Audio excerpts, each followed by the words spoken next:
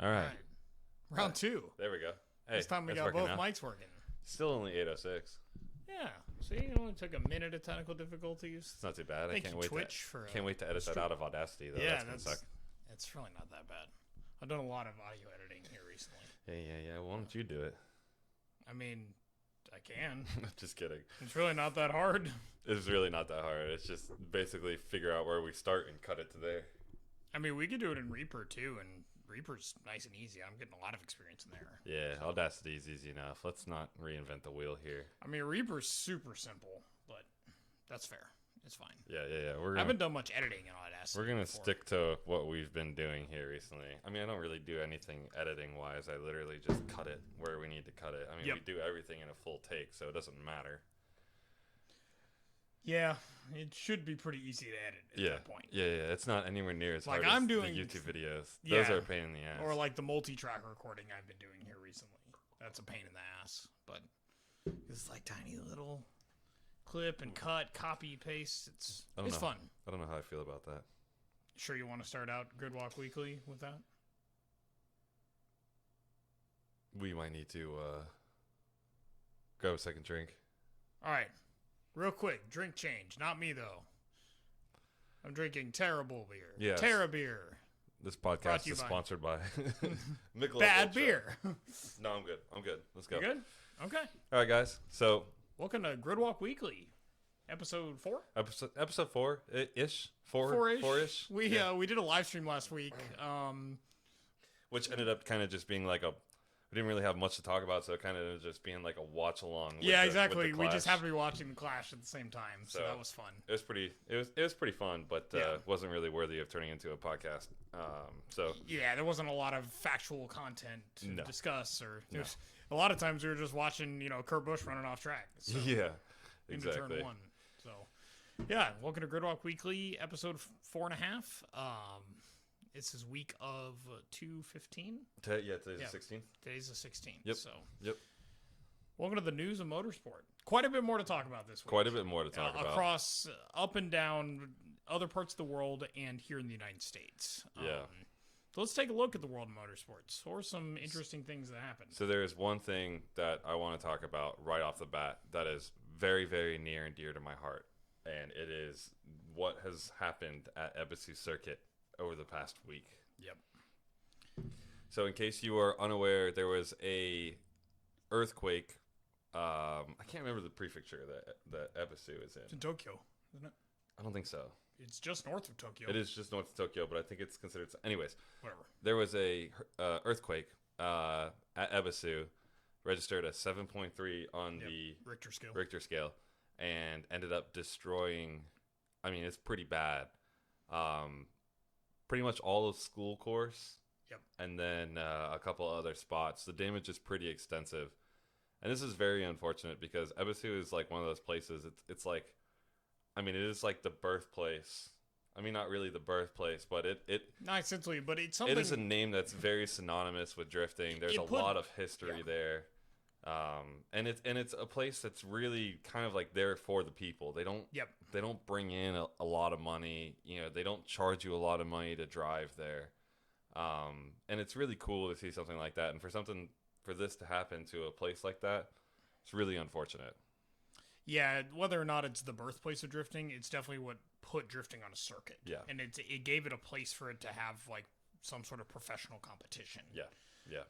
It's a real shame. It's just it's the topography. It's just, I mean, there's so many mountains there on that little island. Not exactly small island, but on that island, it's very obviously close to fault lines. Yeah, unfortunately. Yep. And I mean, they've had small earthquakes in the past, and this one just happened to be quite a massive earthquake. So I do know that the owner, which I apologize, I cannot remember his name, but he's the owner and manager of the property. He will be at some point posting, or whatever you want to call it, starting a GoFundMe for the repairs. Yep. There are some hurdles that he has to jump through with the Japanese government. Yep. Essentially. As soon as that gets posted, we will post a link to that for anybody who's interested in donating, because I mean, it really is just, we really want to try and save this. Like, Yeah, I mean, it's so huge for people in Japan, and it's something that we dream about going to. Oh yeah, as a motorsports I'm so fan, disappointed as a big fan of Japan. Well, especially because we had the Japan trip tentatively planned for later on this year, right? With everything going on, and now it's like, if we go later on this year, it's gonna really suck if we can't go to Ebisu. Like, I mean, it's not the only thing we're going to do there, but we definitely want to go and visit such an iconic track. We're going to be based in Tokyo when we were traveling. I mean, just head up 40 minutes north and go. Yeah. Yeah, it's, is it in Chiba? It might be, actually. Is it Chiba that sits right around the bay? I don't know. I don't remember. Unimportant. But, yeah, at least, like, the main competitive track, right, really wasn't impacted by the... Yeah, so Minami yeah. is still intact. School course collapsed onto... I don't remember what the name of the course is that's directly under Minami. It's not Toge. It's another one. But school course really took the brunt of the damage. Like, you can see, like, part of the track just collapsed onto the lower part of the mountain. Yeah. So. Yeah, that, and it just looks like there's a straight tear through it. It's crazy, some of those overhead photos that I saw. Yeah, so I don't know. I don't exactly know how extensive the damage is, or I have no idea what it would cost to fix something like that. I think how long can't imagine paved. It's cheap. I mean, because you're having to rebuild support structures for those courses. Yeah, it's the double-edged sword of having mountain roads. They're so cool to be able to create different track layouts, but the risk is insane. So it's heartbreaking, but hopefully the community will rally around it. I'm sure. I mean, if you've been anywhere involved in the drift community, you know that the drift community is very welcoming and they support their own. So I'm sure that everybody will rally and they will manage to repair what they can of Ebisu. It's really unfortunate. You hate to see something like that happen. No, and it's just, these are uncontrollable things. It's one thing when tracks collapse because of financial, instability, getting bought and sold. North Wilkesboro Speedway literally getting purchased by a company just so they could steal their date and give it to Texas Motor Speedway. That sort of stuff. Mm-hmm. That stuff's controllable by individuals. These are acts of God, if you will. Yeah. So, it's a shame. But yeah, so... excited to see them build back, whenever that may be. Hopefully we'll still be able to go see it in some capacity. Yeah. And, our hearts go out to those people and those impacted by the earthquake. Absolutely. In some slightly more exciting news, McLaren unveiled their 2021 F1 car. Yeah. I didn't see any of the renderings. What did it look like? I mean, it looks like the same chassis. It's blue and orange. You had Daniel Ricciardo's smiling mug right next to it. I love Daniel Ricciardo. Yeah, that was exciting to see. Nice to see that lineup together. Him and Norris. Yeah, together. That's gonna be great. That's gonna be great to watch. Yeah, that's a lot of fun. I can't wait to see their personality shine. I think the most important part of that reveal is that they are running Mercedes power plants with zero Mercedes branding, which is kind of crazy. It is pretty crazy. So I wonder if they're like a part of like the driver development program, sort of like those other feeder teams are, like Williams and. I doubt it though. Racing Point. I don't think Aston so. Martin Racing. Let's call it what they are now. Mm-hmm. Yeah, I don't think so. It's just purely a business transaction. Exactly. It's the winning power plant. Get it in your car. You want to be the best, get the best. McLaren could build a chassis. They just have had a lot of engine problems. Yeah. Think about those Fernando Alonso last year's with Honda. Oh my God. Yeah, that was rough. Yeah. Honda was rough. Luckily, they had a much better season with Red Bull. Yes. So, yeah, the last couple seasons with them, they've been decent. They have one more year with their contract in F1, right? Yes. So this is their last year for Honda. Yep. I'm sure they'll be back. They've been in and out of Formula One their entire history, since the 60s.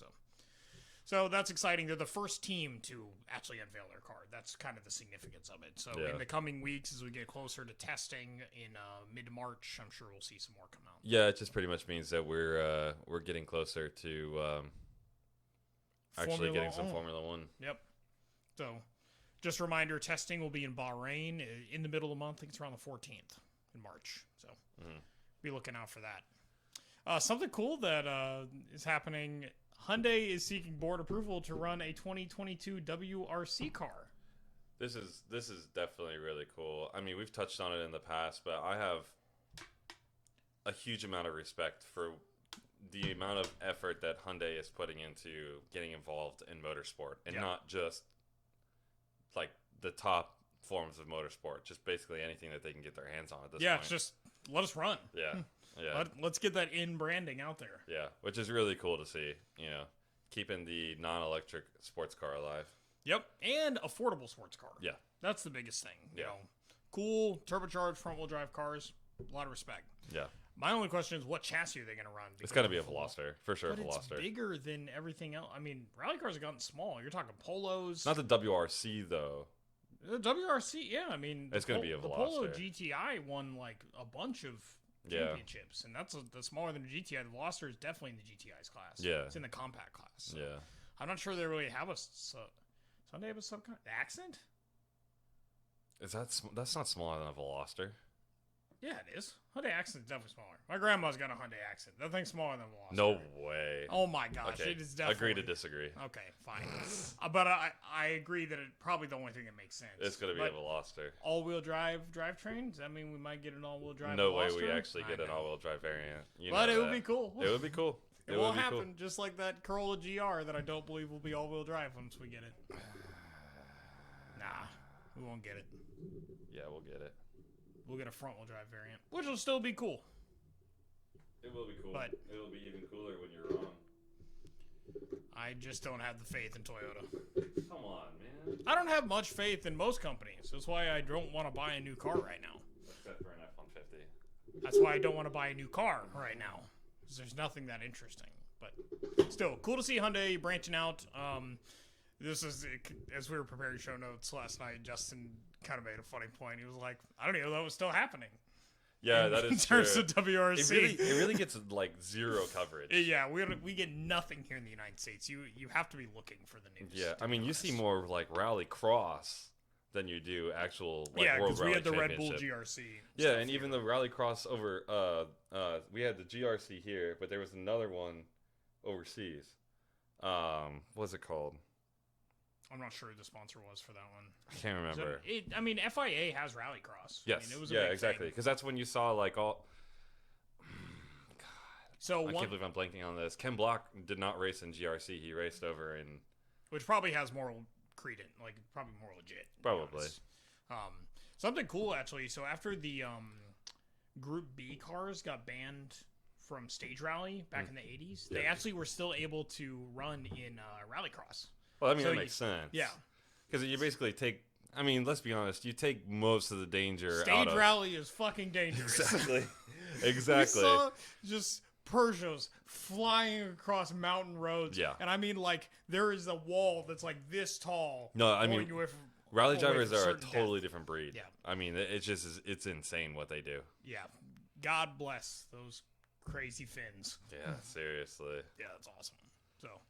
yeah, hopefully we can get some more coverage of WRC. We certainly enjoy it. Stage rally is awesome. Yeah. Like to see more of it. So we'll look out for some streams. Maybe it'll be on Track Pass. It's not on a track. But maybe it'll pass. Maybe. All right, so another kind of interesting F1 nugget. I guess a couple of the programs are really petitioning to try to balance the level of performance. Yeah, so it seems like a lot of the manufacturers here, the teams, have come to some form of gentleman's agreement to try and level the playing field from 2022 to 2025. There's no actual official rule yet. Right. But they have come to some form of agreement to try and level out the playing field.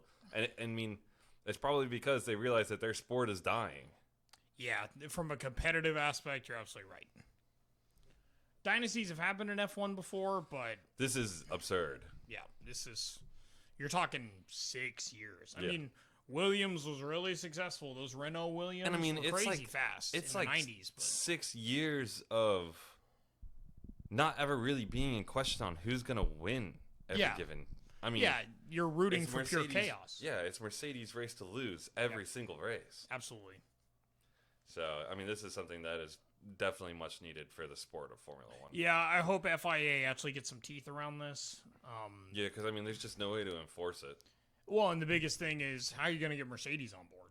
Yeah. That's the biggest thing. Oh, you want us to stop winning? Oh, my gosh. Yeah. What are we, IndyCar? Yeah, right. Yeah, it's going to be interesting to see if anything can happen, but it's necessary. to keep people interested. I mean, literally, we're going to have to watch the beginning of the season and see if anything looks different, but realistically, we all know 2021 is going to be a bust. Nothing will be different this year. I mean, there's some hope for Ferrari. I saw a couple things that they're hoping they're going to have a better engine this year. Well, I fucking hope so. Yeah. Hopefully they'll learn from some mistakes. Yeah. So, more F1 news. Fernando Alonso was involved in a cycling accident. I don't know about any of this. What happened? He was involved in a cycling accident. Number one, I didn't really know he was like a cyclist, like a bike rider. Not like a motorbike, like I believe it was. No, it was like a bicycle. Tour de France. Yeah. Kind of stuff. So, it was obviously significant. He has to have jaw surgery. That means that dude smacked his face on the ground. He fell on his face. He fell on his face. Hey, he's getting too old to ride a bicycle. Seriously. Come on, man. You're getting too old for bikes. You got to drive a Formula 1 car. You think they write that in the contract? Like, listen. No bicycles. No bicycles. It'll definitely be in his extension. Yeah, and I'm assuming that Alpine. Whatever. Alpine? I don't know. I always think of Alpina, which is the What's BMW the BMW thing. Yeah, so but I'm pretty sure it's Alpine. Mm-hmm. Yeah. So I don't know. I mean, we're looking at like a month before testing, just a little under a month or so. I'm sure because it's a 28-day month. So that's, I mean, he's gonna be drinking through a straw, but still driving a Formula 1 car.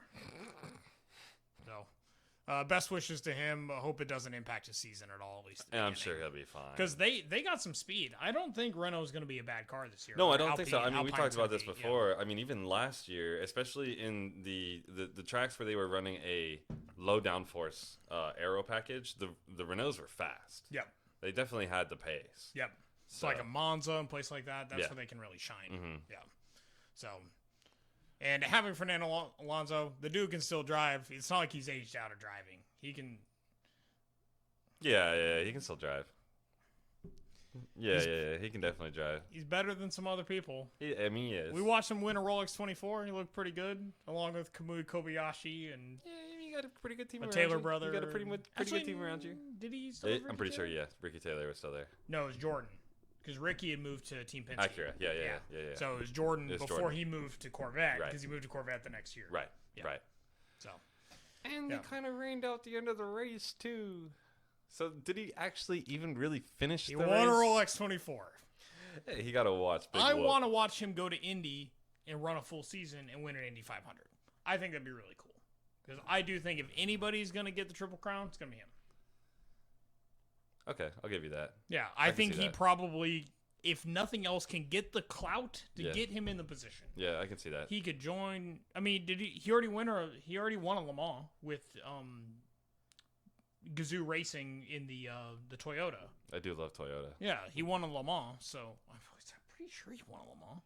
I don't know. I would have to look that up. I don't know. Because he was running in the WEC Pro. They definitely won Le Mans at maybe if not this previous year, the year before when we saw him run at Sebring. Yes. Because we saw Alonso run in the Toyota at Sebring, which was awesome. Except they completely fucking dominated, and it wasn't very interesting. But it was cool to see all the WEC cars. So, are you texting mid-podcast? No. I'm looking at Fernando Alonso Le Mans. Okay, cool. Did Alonso win Le Mans? I'm pretty sure. He has two. Yeah. He's secured his second in the years alongside Toyota teammates Kazuki Nakajima, Sebastian Buemi. That's it. Yeah. So all he needs is Indy 500 because he already won a Monaco, at least one. I think he may have two. He has two championships. I'm not gonna look that up. Yeah. He already won a Monaco, so. Is that what they consider the Triple Crown? Le Mans, Monaco, and Indy 500? Yep. Because they're like the three historical biggest racing events in the world. Who's making all these rules, man? I don't know. Precedent. You know what it's more interesting than? Horse racing. Yeah. And Monaco's a boring track. Indy 500 is kind of a boring race. Le Mans is still cool. Le Mans is cool. It's 24 hours around an 11-mile circuit. Monaco looks cool, but is very boring because you cannot pass anybody there. Yeah, that's the problem. Monaco is a beautiful city, like the most picturesque Formula 1 track. Yeah. Not an interesting place to watch racing. Nope. And I have already said my thing on the Indy 500, so we're just going to leave it at that. Yeah, you'd almost think like it's discipline based, right? So you have like what, Formula the Indy 500? 1. So what I was going to say is, like, I feel like the Triple Crown should be representative of multiple disciplines of motorsport. Oh, I see. So, like, for F1 car, sports car, Indy car. And then, but an Indy car is an open wheeler car. Mm-hmm. Yeah. I would think the Daytona 500 might be a bigger thing. But why is that any different than the Le Mans? No, but it's stock car racing. The Daytona 500. Daytona 500. I'm sorry. Yeah, I was thinking, yeah, you're right. No, you're right. I love the Rolex 24, but I understand that Le Mans is more prestigious. It's older, blah, blah, blah. That's fine. No, that makes sense. That makes sense. I just don't think stock car has any, like... Hey, Kimi ran that one time in a truck. Yeah, I mean, like, nobody else around the world really cares. Except for Ireland when they run the super tiny things and they turn right instead of turning left. Yeah, on like a flat oval, which is pretty awesome. They're pretty cool. That's pretty cool. So, yeah, I get it. Stock car racing is really a North American and sort of a European thing. It's not really... It's pretty much just like Southeast USA kind of thing. And then some people in California. Yeah, apparently, Jimmy Johnson and Jeff Gordon. Yeah. Two of the winningest guys, but then he got Dale. So he's from North Carolina, I think. Yeah. And then bringing it back home to IMSA, Mazda is ending their prototype program after this year. So no more Mazda factory team. And they will not be. They are not leaving to focus on an LMDH. That's like the worst thing is that they're not even focused on the future. Because honestly, the Mazda was in contention most times. Yeah. They had the two, like that one year that they were literally leading, and then they had both cars go out. Yeah. But they won Le Mans, wrong place. They won Sebring in October this past year. Does Mazda make a like mid-sized sports car right now? No. I don't think there's even a hot 6. No, not anymore. There's sort of a hot 3, but you can't get in a manual. So. Yeah. And some. Because I was gonna say it would be cool to see them come in with like, they always float around talks of bringing back a like the RX-7.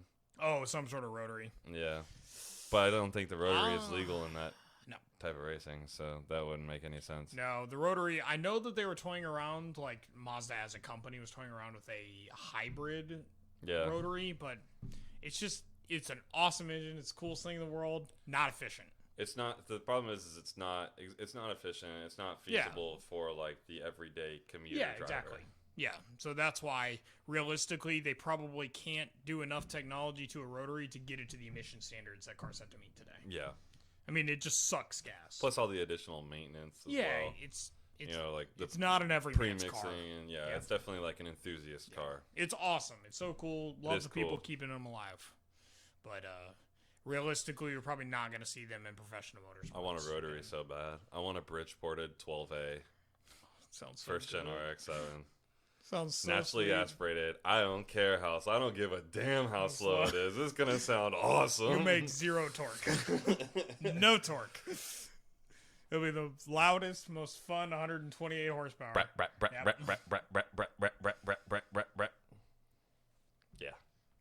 Yeah. Maybe next race car. We'll talk about something real world. Hey, I found one for sale. How much? It was a full Champ Car spec built, race ported 12A first gen RX-7, with like the package, which is like it's extra spares and stuff that they bring for Champ Car. $7,000. It's a good price. Yeah. All right, let's run our car for the first time. The one we already own. All I'm saying is it comes with another engine and another transmission. You trying to spend all me hard-earned money. Okay, let's talk about the big deal. Yeah, so we're America's race. At least getting closer to the big deal. Yeah. Obviously, there's like a week of stuff. There's like a week of fast things happening. They should call that like. What do you think would be a good name? Like maybe like a quick week. Quick week? I was thinking more like race days. Race days? I don't know. Do you think it like what when you think of Daytona, what's the first word you think of? Fun. Yeah, good point. Fun week. Yeah. I don't know. I'd say that people go pretty fast at Daytona, right? Yeah, I guess. Maybe Speed Week. Speed Week is probably what it's already called. I think that is what it's called. But it was kind of a weird Speed Weeks because normally it's really Speed Week this year. Normally it's Speed Week, so you got some stuff leading up in the weekend before. Right. Normally the Clash of Daytona happens on that Sunday, and it's an oval course race. But this year, it was on a Tuesday night when we ended up live streaming the podcast and watching. Yep. Honestly, I had no idea it was on. Yeah, it was kind of like a fun surprise. Right. When we were like, oh, shit, there's a NASCAR race on. Right. Right when we were trying to stream. So, also different this year, they ran it on the road course. Which is cool. I'm so glad NASCAR's embracing the road course. Yeah. The Roval is fantastic. The Roval is fantastic. I even like the addition of the chicane on the front stretch. Yeah. And it makes sense. Yeah, it does. They would never be able to stop. They can't stop now. No. They would barrel right through turn 1. Yeah, and we saw it multiple times. At least Kurt Busch took a wild run. Yeah, he did. Into the outfield of that corner. Yeah. Yeah, and he literally had to turn right around again to get himself back. I mean, those track. cars are literally only designed. I mean, their grip comes from centrifugal force. Yeah. So seriously, it's being pressed to the ground. Exactly. By the speed. It's wild. Yeah. So it's really cool to see them have to engage a different discipline of motorsport. Though. Mm-hmm. They actually have to brake. Yeah. They got to think about downshifting. Yeah. Even though they don't. I mean, yeah, they're not heel towing, but they still got to downshift. It's not anything they were really doing before. Yeah. So. Yeah. And it harkens back to an older era of NASCAR where they used to run more road courses. Yeah. You at least got Riverside every season, Road America, stuff like that. So it's nice to see they're embracing these. You still get to do them at the big stadium tracks and stuff. Run the Rovals. They're sweet. We love Rovals.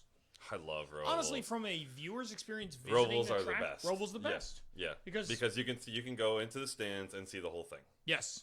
Or you can hang out at the individual corners. Right. It doesn't take you long to get from point to point. Exactly. Whereas, like, when we're at Sebring, it's so fucking far. Even when I was parked in there, which we need to look at tickets for Sebring. Yeah, we do.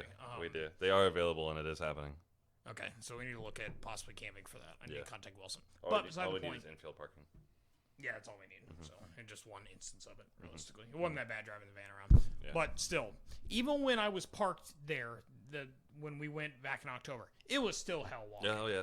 Because it's just a huge circuit that, yes, it has some ins and outs to get through different areas, but for the most part, you're still just walking your ass off. Yeah. So much. And it was hot in November. It's still hot in March here. I mean, realistically, it might be cool in the morning, but it's going to be sunny. I don't know what happened to the weather all of a sudden.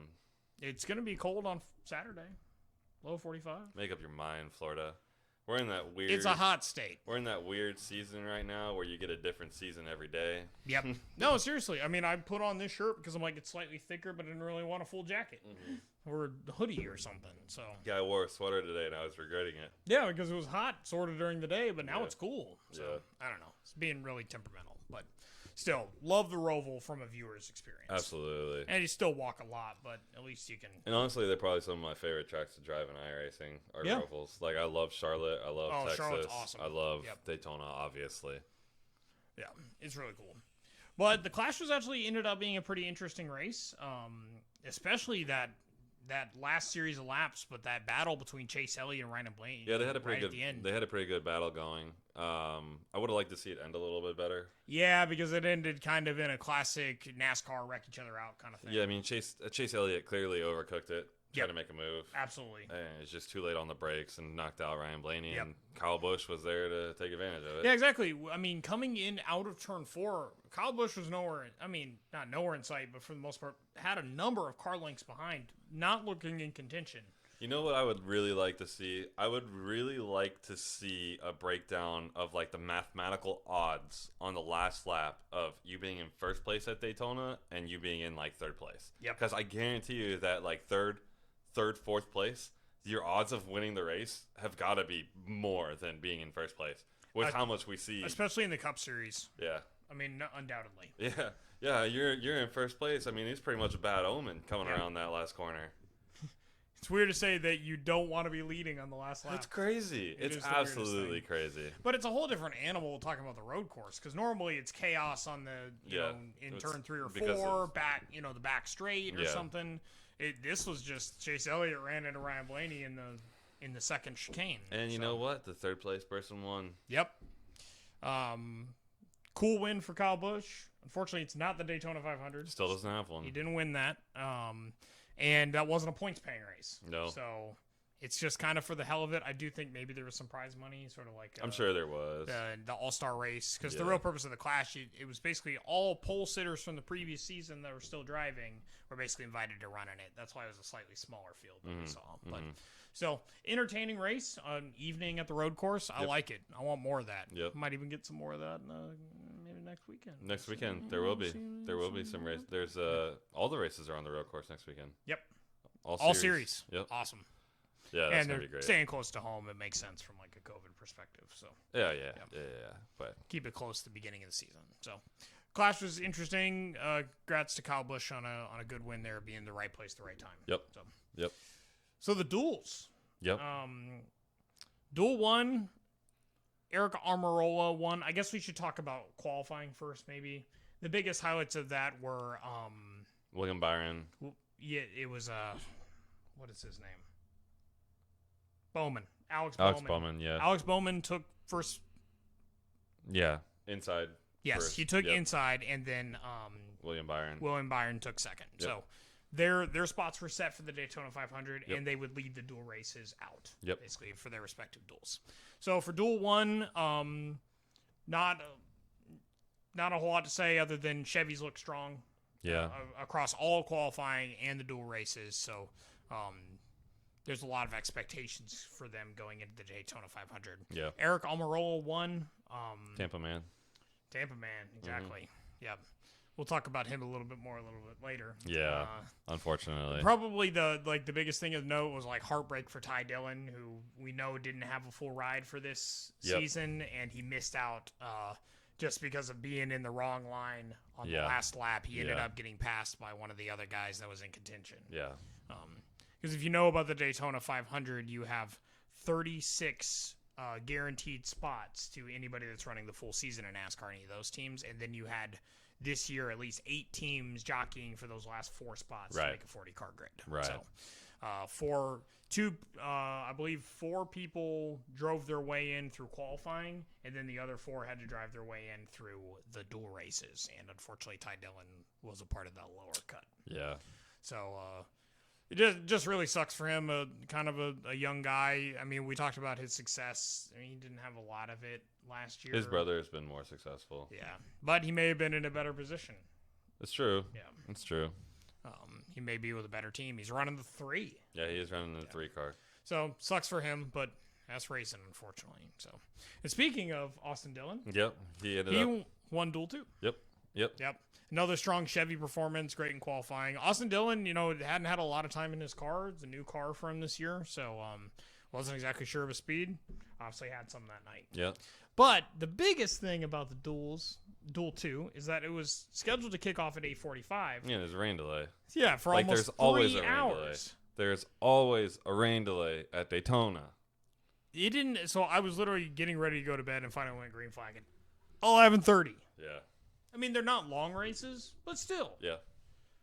I think they're like, 125 miles or something? 150 something like miles? that, yeah, so it's not many laps, like 60 laps or something. Yeah. But still, I mean, for some reason this time of year, we know better than anybody else, being regular Rolex attendees, it rains. It rains day or night. It rains. It like never fails. It is going to rain at Daytona. It's just a matter of when. Yep. And how much. The dual races used to happen during the day. All the races used to happen during the day. That's true, but they want the viewership. I totally get that. For me, from a perspective, it's better that I'm already done with all my stuff. I can sit down and watch the races. Yeah, I mean, and it's better for them from an ad revenue standpoint. Yeah, I totally get it. Primetime slot's gonna have more viewership. Yep. But at the same time, we'll talk about it more once we get to the actual 500. Yeah. There have definitely been some impacts to those decisions, undoubtedly. Yeah. Another big takeaway was Bubba Wallace in the brand new 23XI. 2311, I found out. That's how you say 23. Yeah, because it's Michael Jordan, Denny Hamlin. Yeah. So if they wanted to call it 2311, why wouldn't they just call it 2311? I know. Why do they have to use some numbers, some Roman numerals? Bubba Wallace in the 2311 DoorDash Toyota DoorDash. ended up. Which why was it orange? DoorDash is definitely a red. Was it really orange though? It was orange. I don't know. I think it was like red. I think it was just weird lighting. Anybody out there, if you are watching, please tell me it was an orange car that he was driving. It may have been very, very, very, very burnt orange. Blood orange. Go Longhorns. No, not that burnt. Horns up. More red, not less brown. Less brown. Yeah, but he ended up taking second in Duel 2, which put him in a really good position starting. Yeah, I mean, it looked like they were going to have a strong car. Yep, and we'll talk about that. And it's probably good for them looking forward to the rest of the season too, being a one-car team, you know. Bubba Wallace is a talented young driver. He just hasn't won a lot yet. So yeah. He's going to get there, though. He's definitely got the backing behind him now. Yeah, he does. Yeah. Two people I'd want in my court. Come on. Slow-hanging fruit, man. Come on. Too easy. All right, let's talk about the Camping World Truck Race. Yeah. That was the first of the series races that happened on Friday evening. Mm-hmm. Haley Deegan's first time running the Truck Series. Yeah, so actually, it's funny that we were going to talk about this. I actually stumbled across her YouTube channel this morning while I was just doing my thing, not wanting to get out of bed for work. Yeah, naturally. And she's actually really cool. She's big on YouTube. Yeah, she creates cool. a lot of content. Yeah. I respect. I respect. It's just cool to see. I mean, it's not like she won that race, but it's nice to see somebody moving up, and it's on their merit. I mean, same thing with Danica Patrick back in the day. We want to see more of that. Yeah. There's no reason not to have more people racing. Yeah. But it is funny that, like, of all the drivers in the Camping World Truck Race, right, that, we could have talked about, I'm sure there's more than just one driver that is rising up based on their merit. I mean, it's the Truck Series, right? I mean, there's gonna be... I mean, it's literally it's probably the highest level feeder series. Right. But because of her name and how big she is on like social media and stuff like that, she ends up being the focal point. It's just like any other these but I mean, that are hiring these marketable drivers, right? That's the thing. I get it. I respect it, and I respect the hustle. I think it's awesome. We're trying to do the same thing, right, to a certain extent. So, and I really do think we should make a statement with having more women in motorsport. I'm not saying from the let's be honest. Standpoint. NASCAR is not a very diverse group of people that drives. No. I mean, they literally had to have a thing called Drive for Diversity. So it's the old whites. It's the old white. I mean, you look at like the Xfinity series; it's just a bunch of white dudes. Yeah. I mean, it's not the most diverse group. So I do think we should celebrate. From the female aspect, I get that. Like, absolutely. I was thinking more from like a clout and like a social media aspect. She ends up being the one that we talk about. Yep. So. But it's no problem. Same thing with Adam Elzy and. It's true, but we're not going to talk about that right now. We'll get Jesse on for that. That topic has been tabled. We will discuss that. We will discuss that. It's the hottest take. I don't have a problem with it. We got to get Jesse has a problem with it. It'll be fun. Yeah. But the actual truck race though, so chaos happened with 6 laps to go. Yep. An incident, a wreck. Surprise. Yeah. Of course, it's Daytona. Every series has the big one. Yep. But it took out 10 trucks. Yeah. 10 trucks. 10 trucks. So, and the cleanup was enough that actually sent the race to overtime. Yeah. So, but Ben Rhodes took the win in the number 99 Toyota. Good for him. He's actually been competing in the Truck Series in some capacity since 2014. And he's only 23. He's 23 now. That's crazy. That was 7 years ago. That's crazy. He's been driving since he was 16 in the Truck Series. Why couldn't I have been born with money? It's not just money. It's also like you had to have a parent that liked it. Exposure. Yeah. When my dad liked sports. My dad didn't give a crap about racing, unfortunately. Yeah. So, good win for him. I think he had 2 wins prior to this, and that was he said, naturally it was the biggest win of his career. Yeah. So good for him. It's an awesome win. Good way to kick off the season. ARCA Series. Something I noticed, we actually came in a little bit late on this race. I think we came with like maybe 30 laps to go or I don't something. remember. There wasn't a lot. It was low double digits remaining on this one. But I noticed at the end, at least of that race, I'm not sure about the earlier part, a lot of single car lines. And I think that has to... So I was just watching a video about the second worst Daytona 500. It was a Black Flags Matter video, a really good one that he just released, I think today or yesterday. And he was talking about the Gen 6 cars that they were running. Yeah. Like, were just notoriously bad about just getting in line, basically, and running single car trains around the track instead of multi-car lines or multiple lines around the track. So everybody was in a single line around the high line, basically. So I'm wondering if that's that generation chassis, because the ARCA series uses, let's call them late models when it comes to, they're not like late model designs, but they are like older NASCARs, basically. Is what I don't know. I don't know why. Because they were running the low line all in a single train together. So I'm wondering if it had to do with the aero package of those cars. Yeah. I'm sure it probably had something to do with that. I'm sure that, it could have also been as simple as there was no teammates close enough to each other that they didn't want to jump out and not have any way to push. Yeah. Because I mean, if you don't have a teammate with you at Daytona, you're screwed. It's true. You're alone for the ride. I mean, you can't do anything about it because you can't jump out and make a pass. There's just no way. Yeah, no way. You're just kind of stuck there. Yeah, that's a good point. Yeah, I'd be interested to know a little bit more if anybody knows about those specific ARCA cars that people are running. Yeah. I didn't think it was necessarily the most entertaining race. No, I mean, we didn't catch the whole thing, though. But it's true. Good for those developing drivers. It's an important series. It is. So. It is. And they got to run at Daytona. And an 18-year-old ended up taking the win in that JBL car, which is cool. Corey Heim took the win in the Venturini Motorsports entry. And that was their 4th consecutive season-opening win at Daytona in the ARCA series. That's pretty crazy. That is pretty crazy. That team knows how to set up a car for Daytona, apparently. And select some good drivers. So congrats to them. Good run in the ARCA series. Xfinity. A familiar name ended up kind of taking the win on that one. Austin Cindric. Yep, and that Verizon 5G is the Team Penske for Mustang, which we saw an incredibly similar car running in the Daytona 500 the next day, like with the exact same livery. Yeah. And he, I don't know, did he end up getting wrecked out? I'm pretty sure he did. Yeah, I think so. I think it was that last wreck, though, because he definitely was a part of the restart. Right. Because I saw him in the restart way later in the day. We'll get to that. But yeah, a good win for him. He was the Xfinity champion last year. Right. So he obviously has had a lot of success in that series. Still knows how to win there. Yeah. It's only is he driving in the Cup Series? Yeah. Okay. I don't know if he's got a full-time ride, though, because he definitely ran in a Team Penske car. Right.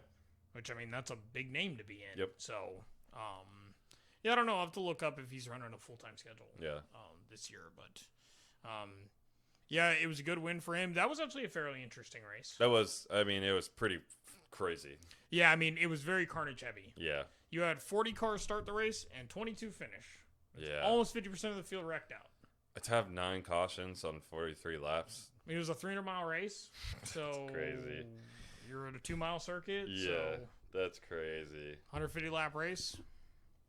Honestly, like for me, like sorry, math people. I'm not one of the crashing. I'm not all about that. Like I'd like to see good racing. So for me, not the most interesting race either. Yeah. I mean, we watched the whole thing. But, so much caution.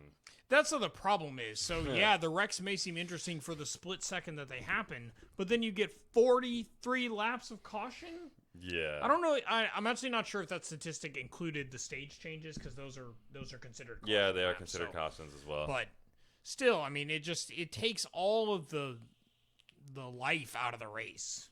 Yeah. Honestly, I'm not a big fan of the stage racing concept anyways. I am. I like it because I think it gives incentive for drivers to drive harder earlier on in the race, and it also brings the pack back together after the end of the stage. I get that. And from a spectator perspective, it might be more interesting on restarts because you line the people back up. Yeah. I do get that to some degree, but it's also like... But you just don't get guys running away. which I mean you don't see a lot of in restrictor plate racing. Well, then not that restrictor plate racing exists anymore. Well, okay, it's not. It's not restrictor plate racing anymore, but it's still. Yeah. And super speedway racing. Yeah. Yeah, that's a fair argument. But my biggest thing is like, you don't get stages in the 24 Hours of Rolex. You run the longest race. Well, basically. Yeah, I mean that's true, but it's a completely different. I mean, it's a completely different thing. Yeah, but at the end, you just want to be the last guy or the first guy across the line, right? So yeah.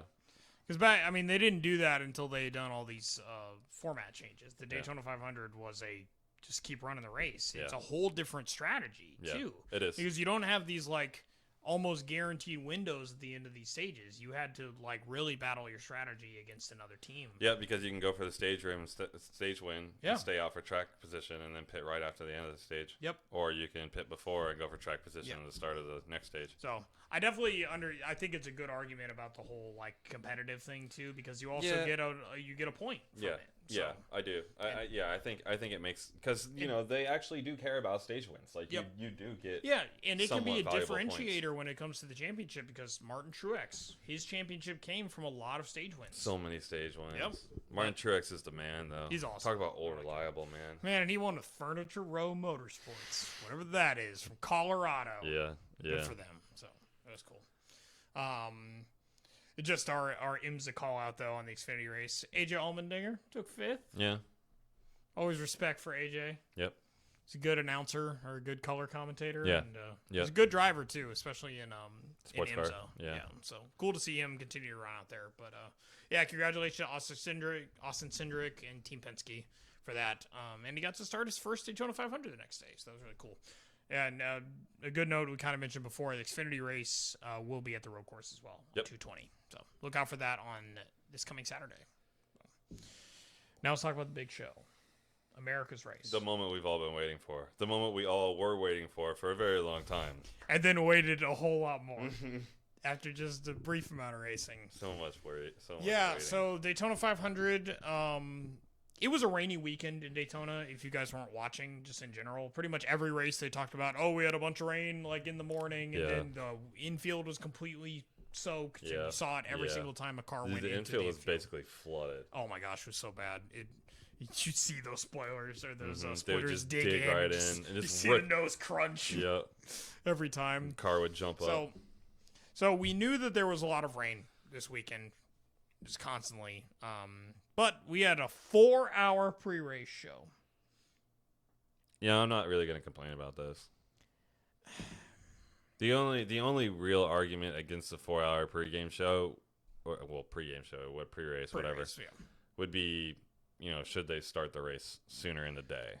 That's the only real argument. Traditionally, before, whenever they made the change, the Daytona 500 was always run at noon. Right. On the President's Day weekend Sunday. Right. Basically.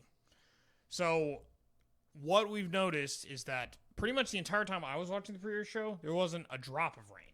You had the announcers outside. You had Clint Boyer, Jeff Gordon, and what is his name? Matt something. I don't remember. I know you're talking. The guy who's been with NASCAR forever. Yeah. He looks like he should be like a football commentator. Yeah. And sounds like one, but he's been with NASCAR for a long time. Part of the Fox crew. I mean, they were sitting outside completely uncovered for like 3 hours and nothing happened. You know what you could run in 3 hours? A Daytona 500.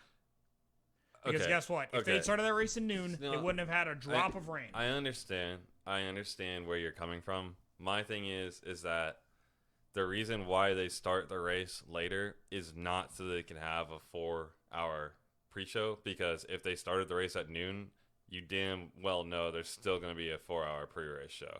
So I don't think it has anything to do with the pre-race. I actually enjoy pre-race festivities. Oh yeah, I've got no problem with pre-race festivities. Like for like football on Sundays, I'm always watching like Good Morning Football in the morning. Like I love all the like pregame show and stuff like that. I've got no problem with that. The argument here is, should they go back to starting it earlier in the day because of the chances of rain? Yes. And honestly, like it was the case this year, but would it have been the case last year, or would it have been the case the year before? The rain is just too unpredictable, and they make way too much money having it in a primetime Sunday slot. So there's no way that it's going to go back. We'd have to look at we'd have to look at the statistics, but I believe it has impacted, like the Daytona 500 has been impacted by rain a number of years since they've changed the format. Yeah, I know, but because Florida rain always happens in the afternoon. No, I mean I get that, but yeah, we'd have to go back and look at the statistics because, just because the race is impacted by rain doesn't mean that it would not have been impacted by rain had it started earlier. You would have to look at the specific weather patterns for the days. I can tell you this time. No, I understand. It would have. I understand that. This time they could. If they started at noon, they would have had a complete Daytona 500 without 5 hours of rain delay. Yeah. Because guess what? You know what money they lost by not having people watch during that time? Because guess what? Nobody was watching the bullshit that was happening in between. I didn't. Are you serious? No, I was sitting at the bar. Oh, well, that's a little bit different. Once I knew the race was coming back on, that's when I turned it back on. I wasn't going to watch the Clash again. Yeah. Or I wasn't going to watch, what's the guy? Larry McReynolds and the girl who looks like the girl who played on House. And what is her name? I can't remember her name. I can never remember her name. And Bobby Labonte. I'm not going to watch them for 5 hours because I don't care. I don't care what Jeff Gordon and Clint Boyer are talking about in the booth for 5 hours. You're not a real fan. Oh my gosh. I want to watch racing. I don't want to watch people talking about racing that had barely started. 16 laps, you get a 5 hour rain delay. Now, I am actually kind of glad that they still finished the race that night. I thought for sure it was going to be Monday. I know. I texted you. Yeah. I was like, there's no way they run this race. Literally, the Daytona 500 was impacted by rain last year. Yeah, I know. And that's after they had started. It's not like they delayed the whole race. They started the race. I know. So at least 2 years since I've been watching it, it's been impacted. Right, but what I'm getting at is I don't remember back to last year to know if there was rain earlier in the day too. Like, would it have still affect? That's what I'm saying. Maybe. Like, I don't remember. We'd have to look at statistics. They're never going to change it though. I get it from a monetary standpoint, but from a competitive standpoint, it's not making better racing. I mean, you got a massive wreck really on. That's bad. All right, we'll get to that. So 4 hours. I don't care about pre-race show. Honestly, some of the stuff was interesting. It was kind of fun. I would say the Kyle Larson interview was one of the most uncomfortable things I had ever watched. Yeah. I laughed a lot, but it was like like an uncomfortable, like, I get it's kind of a lose-lose. There's no way for him to look good in that. Yeah, he needed to do it. There were some comments he made earlier on in the interview that I think he would probably regret. But at the same time, I'm glad he came out there. I'm glad he started talking about the things he was trying to do to make it better. In the end, money talks, money wins. The dude's a great driver, undoubtedly. Yeah. He was actually driving pretty well in the Daytona 500. I think he took 10th overall. Mm-hmm. And that was after, like, he was involved in some ways in that final wreck on the last lap. Yeah. So he was at least hit. I think maybe he turned the car. I do think he made it past the finish line. So yeah, the pre-race stuff was interesting, but I wouldn't mind if that started at 8 and then I watched racing at noon. Now, I'm not a churchgoer, so I'm not impacted by like that. But that would be the only thing. To do with it. I mean, the reason Sunday football starts at 1, I'm sure, is because. Well, not really, because you think about it, it starts at 10 in California. I guess it's true. But all the like West Coast teams, for the most part, will play. Yeah. Like the 4 o'clock game or. Yeah. Still, beside the point, I miss tradition that I never knew, I guess, admittedly. So it's all right though. So yeah, the race began with some early carnage. Yes. For us to talk about it. So it was either lap 2 or 3. Really cool. 62-year-old driver Derek Cope. He not as cool. He took a hit into the wall like really early on. He was running a Daytona. He did. Yeah. He cut a tire. Yeah. But he was running 62 years old. He's running the Cup Series. Yeah, that was going to be his last race. Yeah. It kind of sucks that he went out so early. I feel bad for him. His last Daytona 500 start was 2011. So. Yeah. It had been 10 years since he'd been on track. But, hey, I mean, he's one of those teams that wasn't guaranteed a spot, so that means the dude can still drive. So, good for that guy. Sucks that it happened right at the beginning of the race. Yeah. And then on lap 14... there was a big wreck. The biggin. Yeah. Because it really was. I mean, I guess you could say the last lap shenanigans. No, this was probably bigger. That didn't impact the competitive nature of the race. Because this happened so far up in the pack. I mean, it was literally the 2 and 3 cars, right? Yeah. Running second and third. It just took out so many cars. Yeah. So if you guys didn't actually see what caused the wreck, so they were coming off of turn 4. Yep. And Christopher Bell had a pretty hard push against Eric Almirola. Yeah, he had a big run from whoever was behind him. I don't remember who was behind him, but he was getting pushed, and he had a big run on Eric Almirola. Yep. And you can see in the video, you know, he started to get loose and tried to correct it, and just kind of caught Eric Almirola not square on the rear bumper. He caught him a little bit on the inside. Yep. And that just sent Almirola right into William Byron. Yep. I don't really fault him for it. No, I mean, that really was a racing incident. Yeah. I mean, it was an aggressive situation in general. But at the same time, like, they showed the telemetry from inside of the car. There's nothing Christopher Bell can do at that point. I mean, short of slam on his brakes, which would have been worse. It would have been worse, yeah. You know, I mean, you can see, like, they show, like, the telemetry inside the car. You can see he's off. He's totally off the gas. Yeah. He is not. As soon as he gets the push from behind, he realizes it, and he's, like, completely off the gas. Yep. So I mean, there's no way it could have been avoided. That is, unfortunately, the nature of stock car racing on speedways. Yep. I mean, if anything, you can fault the situation. It was just very early on in the race to maybe be pushing like that. They were very aggressive very early, but Yep. I think part of that was because of the threat of rain. Because if they do get 100 laps into the race and they get a rain delay, the race gets called. Yep. So, I mean, they ran 3 wide really early. They did. Yep. I think they were only 2 lines at that point, right? No, there was only 2 lines at that point, yeah. But basically, it wrecked out a ton of people, including Ryan Newman. Unfortunately. Obviously, his first Daytona 500 since last year. Yeah. But it took out 11 cars, basically, total. So you had a 40-car grid, and you're down to 11 by the time, or down to 29. Yep. Yeah.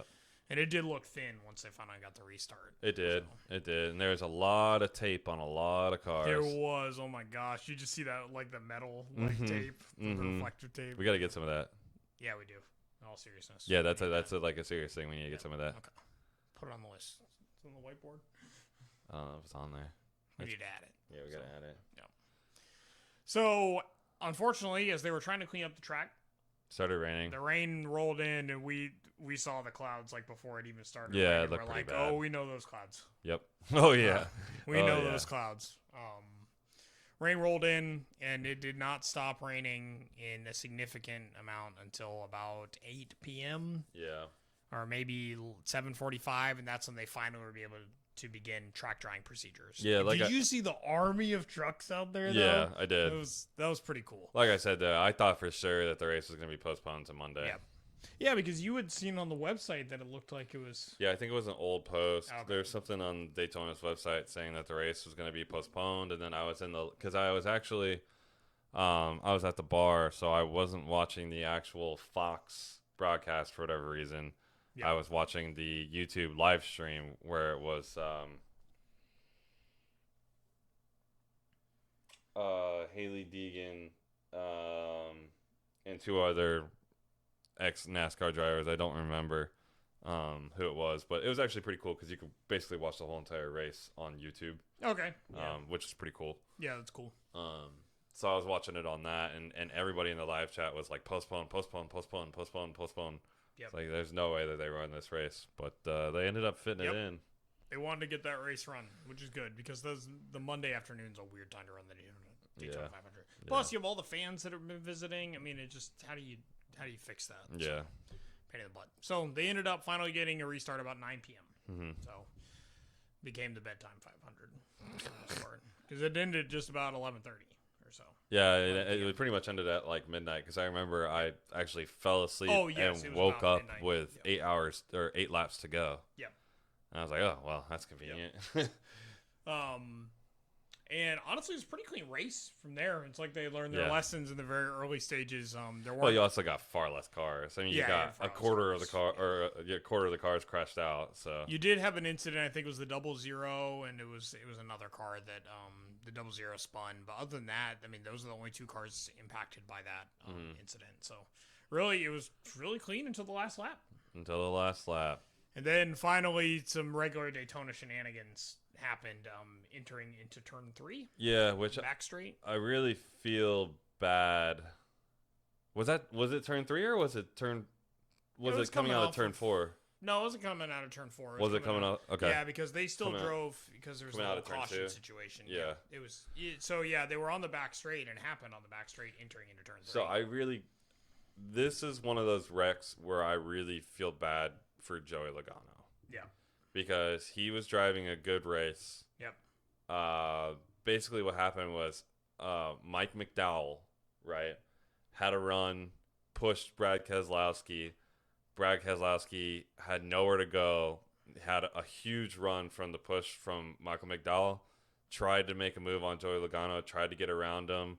I don't know if Logano went to block or if Keselowski didn't get all the way. I read that he kind of like had sunk back to try to block him. Yeah, and there's just it's just one of those things, and it goes back to what we were saying earlier. Like, you don't want to be in first place on the last lap at Daytona. Like, I mean, I gotta believe that the statistics have got to be like astounding when you're leading on the last lap compared to when you're in like third or fourth. What your actual like mathematical probability is of winning based on previous results. I'd be interested because there were a couple times like that really close one between Denny Hamlin and Bubba Wallace, I think. So there have definitely been some ones that I don't think there was as significant shenanigans at the front of the pack. I definitely think usually the last lap of Daytona has some sort of carnage. Yeah. Just people trying to win. Yeah.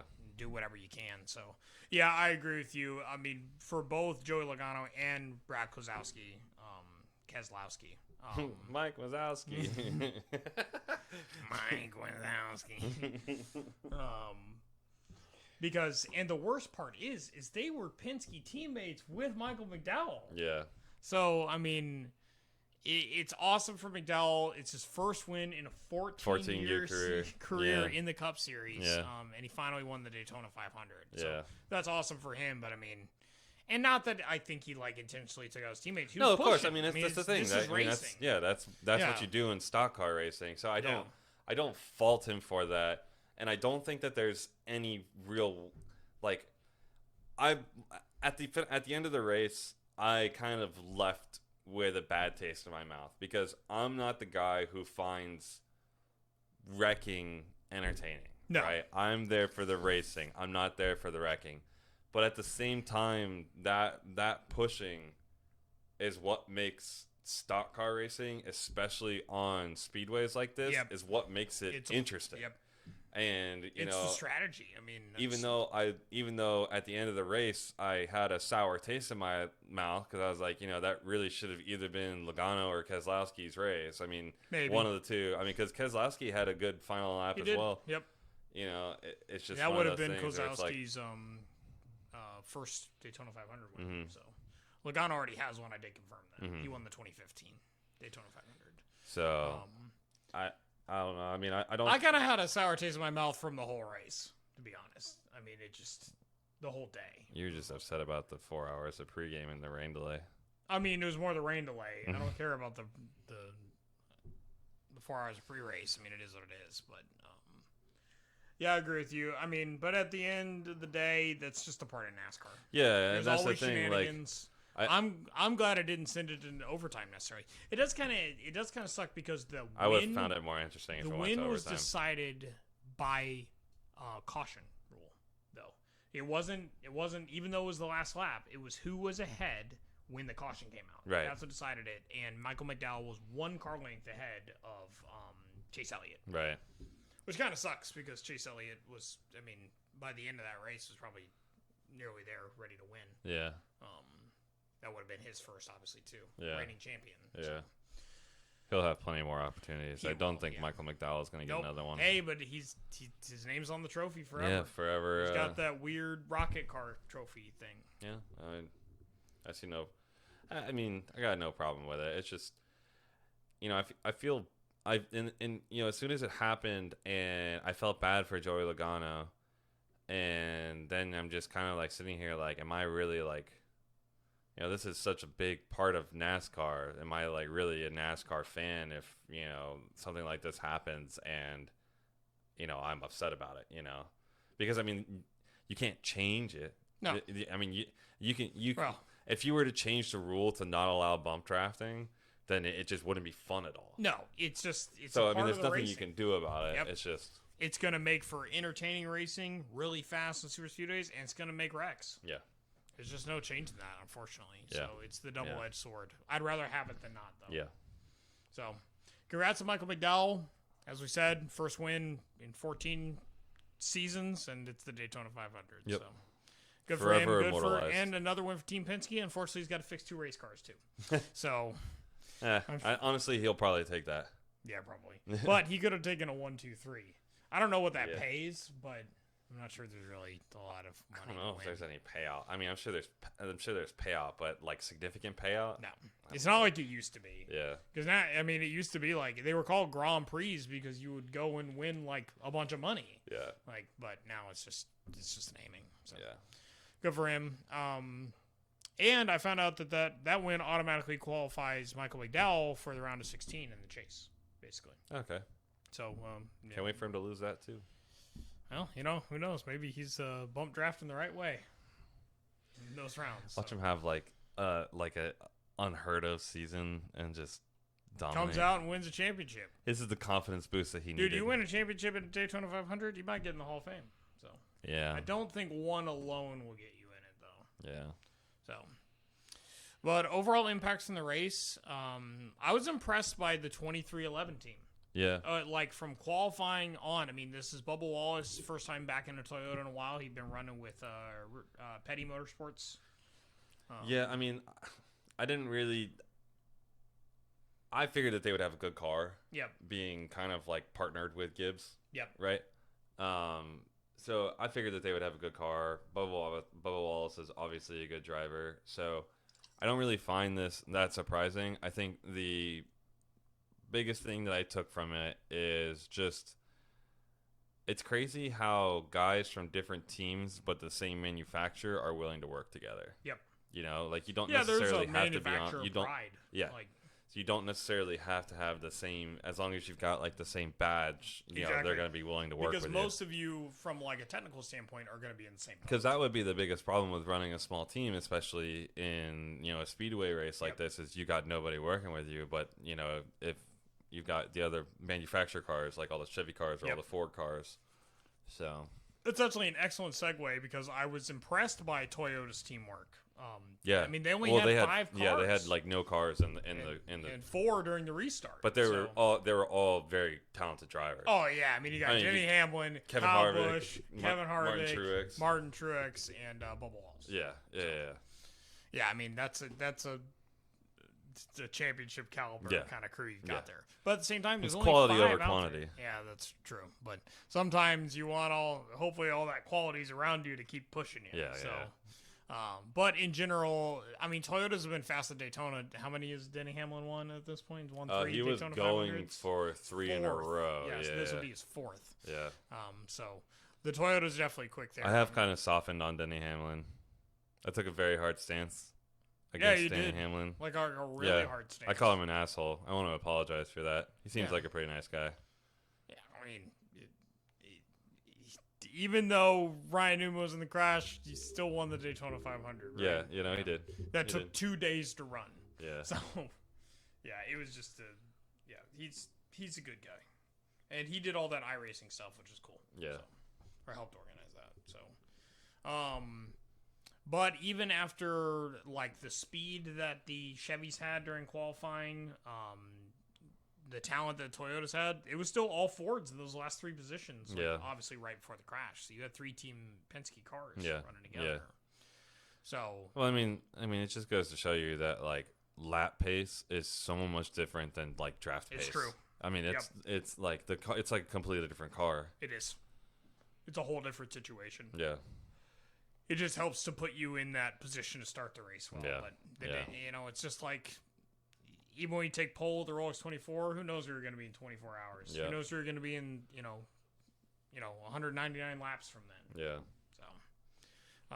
So that should hopefully make for a pretty competitive season. Yep. Across the board. You know, it's not going to be like an IndyCar where like the Chevys are ridiculously fast. Yeah. Compared to the Hondas and stuff. So it should be interesting.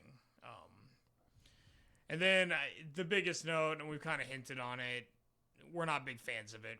Wrecking isn't racing. It's a part of racing, but it's not where the entertainment value is. That's pretty much. I mean, that's all I really have to say about that. I mean, I feel like the 500's been, at least the last every year I've pretty much watched it. I mean, it's just like a carnage fest for the most part. Yeah, I feel like NASCAR tends to kind of like glamorize the big one. Yeah, you know. Yeah, because they literally call it that for the most part. When it's just like, I guess it's great for viewership. I get it because it's probably more exciting for like the average consumer, right? But yeah, the average not actual NASCAR fan. Yeah, who may turn on the Daytona 500 for something, right? For some reason. Yeah, it's just I remember the year. I think it was 2 years ago. So it wasn't the Ryan Newman one, but you were over at my house. We were watching it, and I mean, it started at 2:30. We didn't get done until 8. And it's because they had multiple times where they had like 45-minute cleanups of the track because of just wrecking. Yeah. And that was towards the end of the race. I think the sourness from this one is that big one happened so early and ended up. Not that probably the impact would have been delayed anyways. It would have been delayed anyways, but it certainly kind of kicked off that series of events. So yeah. Maybe, and this is just a part of modern super speedway racing. It might just be the nature of the world, but I don't know. I want to see those cars continue to go fast, and then if you got the big one towards the end, that I get. Yeah. At least try to hold it to the end. Yeah. Overall, I would say it was a memorable 500 because of just all of the factors around it. It is a memorable 500 that you'll never remember the guy who won it. What was his name? Michael McDonald. Keep forgetting, not in love anymore. Yep, that's a guy. He drove a yellow car. Mm-hmm. Yellow and red. Must have been Joey Logano. Oh, Ryan Hunter-Reay. I'm sorry. Oh, yeah, right. Yeah. Right. Ryan Hunter-Reay won the Daytona 500, people. Most forgettable, rememberable Daytona 500. Yeah, but you'll remember the situation, but not the guy. Yep. So. Yeah, and that's pretty much everything in the Daytona 500. Yeah. It was a good week in motorsports. Certainly had fun watching a lot of racing this week. Got another good week coming up. Yeah, exactly. All the road course races should be really interesting. But other than that, there's not a lot of other series that are ramping up. We're still early in the season. Australian touring cars will start though, so that'll be fun. I don't know how I'll be able to watch that, but we can always try to get some highlights. Yeah, we'll find a way. Excited to be able to introduce some non-American motorsports kind of more on the show. YouTube is an amazing thing. It's true. I did find like a channel that just posts a bunch of like races, in almost their entirety. Dude, I've basically found like my whole entire cable package just live streamed on YouTube recently.